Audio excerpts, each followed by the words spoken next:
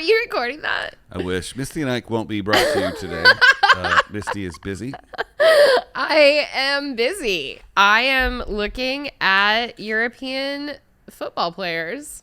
Okay, why is that? Because it's all their birthdays today. So all of them. You can't play European soccer, football. Yeah. FUTBOL. Right. If your birthday's not on March 10th? Yeah, it would appear so. Well, that's going to be episode 163, everybody. It's all about football. It is about football. European football. I'm Misty. And I'm Ike. The next 15 minutes, We're going to debate pop culture. my background's in music. My background's in film. I know the topics beforehand. And I don't. We check the internet for the facts. And ruin it with opinions. From pop rocks in your lunchbox. To Happy Meal toys and Swatch clocks. Did you just turn me off? No, I faded us in and out for the end of the intro and then the beginning of the show. I got it. Cool. Still working the bugs out, guys. We only have 163 Oh, episodes in the can. It's cool. That was really smart of you. I might not keep it. Okay, I liked it. Football. That was smart. Okay, so I'm going to read this off to you. This is what made me kind of interested in doing this as a subject today. Okay. These are all of the footballers that it's their birthday today. Okay. Mauricio Tarrico, who's an Argentinian footballer. Right, but are you going to say what team they play for? A lot of them have switched, and so I didn't have current teams. Ah, got it. Chris Sutton, it looks like, who played for England. Peter Enkelman, who is a Finnish footballer. Samuel Ito, who is a Cameroonian footballer. Ethemios Kolocharis, who is a Greek footballer. Stephen Reed, who's English. Ben May, who's English. Lasana Biara, who's French. Ivan Rakitic, who's Croatian. All of these Euro and South American footballers all have their birthday today. So I think only on March 10th can you play football. It should be a rule. It should be. Should all get to play like a birthday game together. Birthday? Yeah. So, and then it made me think about how we here in America, we got football, and then they've got football, and they're just two totally different things. Yeah, they have the original football. Right. Because you kick the ball with your foot. Right, which makes sense. Yeah. And so why we carry the ball around with our hands. Yeah, why did we do that? That's part of what I wanted to learn about. Why we didn't just go, oh, wait, they had it first and they were doing it and that's what they named it. So why don't we name it that? How did American football get its name? Thanks for autofilling it, Google Pants. The game was played at the rugby school and became known as rugby football, later shortened to rugby. Both soccer-style football and rugby-style football eventually found their way to America. So because the American game was really just another form of European football games, it too became known as football. That's stupid. Okay, so football in England wasn't always just soccer football. At one time, rugby was considered a football game. Is it still considered a football game too? Do they still call it football as well? This is very perplexing to me. Australian people call rugby football.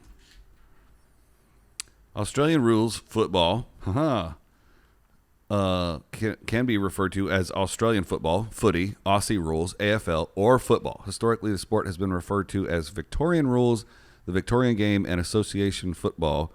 Rugby league can be referred to as a league, footy, football, league football, or rugby. Okay. Yeah, they call it football down there too. But in England, do they also still call rugby football? Do English people call rugby football? I doubt it. Have you ever watched a rugby game? Yes. It's awesome. I do not agree. I was on a bus in Europe on tour, and our bus drivers there are required to stop a lot more often and take breaks. Mm-hmm. And so I sat with two of the drivers, and they were like, you should come watch this with us. And I was like, I don't know anything about it. And they were like, we'll explain. Mm-hmm. And I proceeded to attempt to watch a game, which American football bores the shit out of me. So yeah, it's pretty boring. It's pretty boring. So I just remember being like, I know nothing about this. And literally it was almost like, as they tried to explain it as it was going, like they were making up a fake game. Like this rule just came out of nowhere and makes no sense with all of the other rules. And there's a lot of rules. It's very confusing. It is very confusing, but I don't have any idea what's going on when I watch rugby. No, not at But all. I like the fact that when they get close enough to whatever their goal thing is, they can just kick the ball and score a point. And it's just more back and forth. Yeah. To me, okay, so I'm glad you bring that up because I like to watch basketball because you're up and down the court and you score a point or you don't, and then it goes the other way. And, like, it's quick. It's fast-paced. Mm-hmm. And I feel like rugby was a little bit more like that. And with football, for me, like American football, I literally feel like it takes 200 years to score any of the points. To go all the way down the field after play after play after play after play. And then maybe not to score the points. And then to have to turn it all around and go the other way again. I need more action. Which is why I like football. Footieball. I think soccer. The same argument can be made for soccer. They go up and down the field a lot more, but they score a whole lot less. Yes. Well, yeah. So is that to say that the buildup of anticipation means that the release of a goal is that much more exciting when it does happen? Yes. Okay. Correct. Well, that's been Misty and Ike, that's how I feel about a lot of things in life. Okay. No, I mean about, I would rather be anticipating something for a long time, and then, like, the execution of it is that much more rewarding to me. That's why I tour manage. You do all the prep work beforehand, and then you execute. Well, do you want to learn about the English Football League system? I kind of do. Okay, because there's the Premier League, right? Okay. And I think I'm guessing, I'll clarify this in a second. I think there's 15 teams in the Premier League. Did you know that there's multiple teams in in the same city? Oh yeah. I got in a lot of trouble over that. Oh, there's definitely they'll split the city in half. Right. Sometimes there's 3 or 4. So it's very popular for music artists when they go on stage playing a city to take out the flag of the soccer team. Oh yeah. I didn't know Big time. when we were in Madrid, I believe it was. Oh yeah. And I just got one flag. And the promoter was like, "What are you doing?" I'm like, "This is for them to take on stage tonight." And he was like, "Oh no, you need to get the other one. Otherwise, the crowd is going to go crazy. Not in a good way." Because, I mean, clearly the city also is split down the middle. They'll rip the whole place to the ground. Right. Okay, tell me the rules. Tell me the things. Well, so there's the Premier League, right? Okay. There are more than 140 individual leagues containing more than 480 divisions. What? The exact number of clubs varies from year to year as clubs join and leave leagues, fold, or merge altogether. But an estimated average of 15 clubs per division implies that more than 7,000 teams of nearly 5,300 clubs are members of a league in the English Men's Football League system.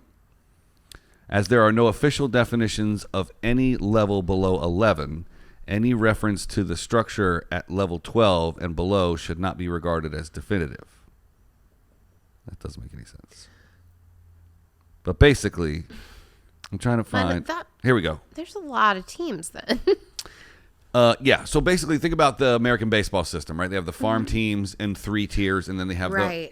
So in the system of football, English football, soccer, in the UK, a farm team, like a AAA team, right, or a single A team, whichever way it goes, if they get good enough, they could rise up through the ranks and become... And not be a triple or a single A team. They could make it... The goal is for all the clubs are competing to get into the Premier League. Wow. And yeah, that's why people are nuts about their club. That's cool that they don't move up from a farm team up into the majors, that their whole team moves up. Yeah. That's cool. Yeah, the club as a whole can rise, and it has to do with like ticket sales to go, and merch goes into how much money they can afford for the players, or like a really rich owner can buy like a cheap team and then just dump all his money into his team and bring other players in, and like it's nuts. That's real cool. Yeah. In theory, it is possible for a lowly local amateur club to achieve annual promotions and within a few years rise to the pinnacle of the English game and become champions of the Premier League.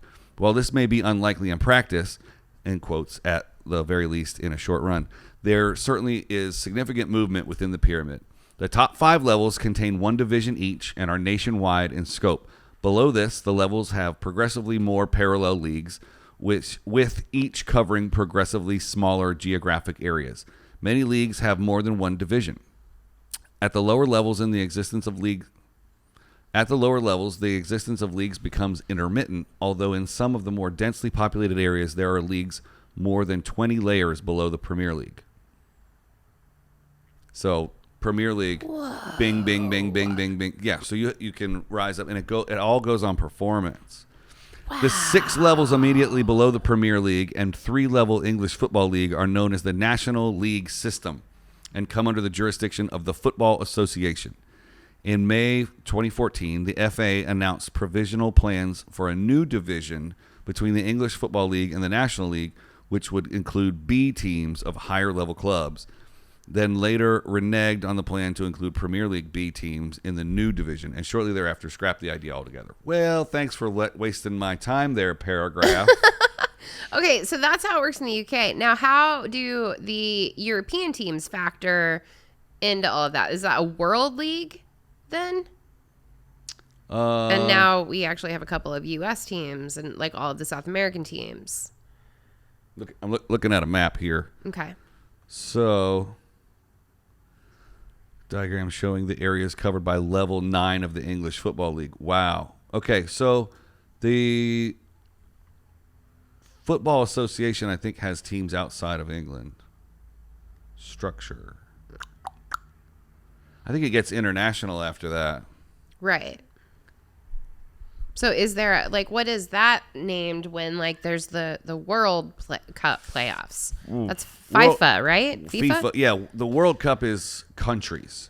So let's say you were born in Spain, but you play for England, mm-hmm. and Spain's about to go to the World Cup. Mm-hmm. You'll leave your English team and go play for your country. What? Oh, yeah.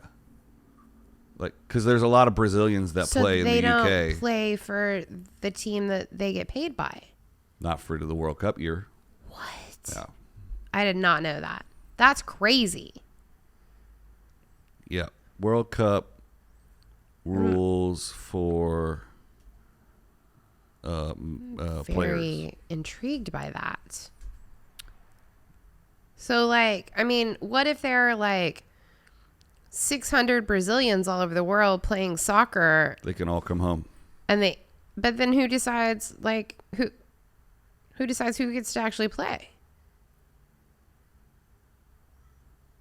Oh, clearly a coach, but like, what if there are 100 of them and they're all like same position, same level on different teams throughout the world? Well, some people don't have an interest, so that weeds out X number, and then some people want the cup, so because winning the World Cup is like the biggest thing that you can do, right? So it's a big deal.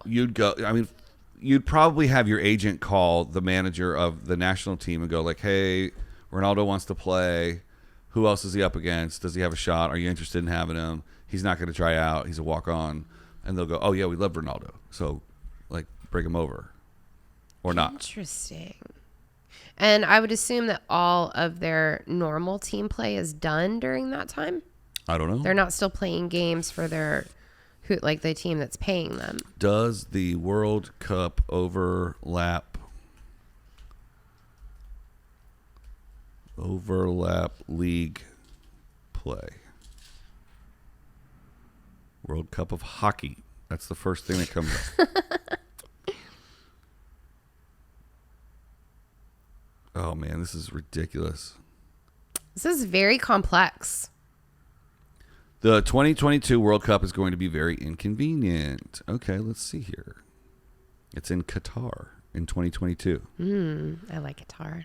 It's very pretty. Always had very good times there. In their release, FIFA further explained on the schedule, over the first 12 days of the tournament, there will be 4 group stage matches on each day. There will be no days off between the end of the group stage and the start of the round of 16, which would feature 2 matches per day over 4 days. Following a pair of rest days, 2 quarterfinals would take place on 2 days before another 2 days rest. 1 semifinal day back-to-back, 2 more days off, the third place game, and then the final round on December 18th. That still doesn't say if it's going to conflict with the... Interesting. I also think that the way that American people Google this, it's just... Yeah. the stuff I'm getting back is like they'd rather give me hockey stuff. You know, we should have had my friend Demian on to like explain all of this to us. He grew up in Venezuela, doing nothing but watching soccer and playing his drums to Metallica. Wow. And he literally like will stay up now that he lives here in the US. He will stay up in the middle of the night to watch the soccer games in Europe and South America. And just loves nothing more. And I bet he probably could have like given this to us real quick. Yeah. He and I got to share one of like, I have never been so happy for another human in my life. We were on tour in South America, and I'm probably going to say his name wrong. Ronaldinho, I believe. He was a huge Brazilian soccer player and then went on to play for FC Barcelona and Italy, and he's like one of the best in the world in history. He invited the band and all of the crew to come and play a soccer game at his personal like soccer field pitch at his house. Yeah. And then they did this huge Brazilian barbecue and brought in a Brazilian band to play later that night. And we didn't actually get to meet him, but his nephew played with us. Wow. And he was apparently one of the up and coming huge soccer players in Brazil. And we set up like the band team, the crew team, and played like a soccer tournament all day long on his soccer pitch. Yeah. And I thought Demian was literally going to have heart failure. Oh, I bet. Like just, I've never seen a human being so happy. Yeah. In their life. And it was so wonderful to see it. It's got to be weird to be one of the best people in the world at a thing and then have like some schlubby Americans come and like try and run around like. He actually extended the invite. No. And was saying. Like, but as come athletes, learn about soccer. Sure. Well, it's funny because it was actually with the Jonas Brothers, and they're incredibly competitive. Yeah. And it turned into a pretty cutthroat like soccer game, and like everybody was trying to get his nephew on their team, and we ended up doing this like drawing and to figure out who got him, and it ended up pretty hardcore. At points, I think there were some injuries. Oh, I bet. But at the end of the day, we all had Brazilian barbecue and a band and all these wonderful Brazilians like taking like the coolest care of us. And then you had Demian telling everyone this, like regaling everyone with stories of like being a child and watching this man play soccer his entire life, which was super cool. Yeah. Yeah.